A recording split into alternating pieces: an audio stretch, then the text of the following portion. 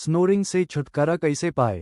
तो आज हम बात करेंगे कि स्नोरिंग से छुटकारा कैसे पाए। अपने नज़दीक के मेडिकल शॉप पे जाए और वहाँ से स्लीपिंग यह प्लग लाए और सोने के टाइम अपने कान में लगा के आराम से सोए, क्योंकि जो लोग खराटे मारते हैं उनको हम कितना भी समझाए, कितने भी ताने मारे, हॉस्पिटल में लेके जाए पर उनको कुछ भी फर्क नहीं पड़ता और हमारा दिमाग पूरा खराब हो जाता है। इससे अच्छा है कि हम उनसे बहस ना करके अपने कान में ये प्लग लगा के उनसे थोड़ा दूर अपने कान बंद करके आराम से सोए।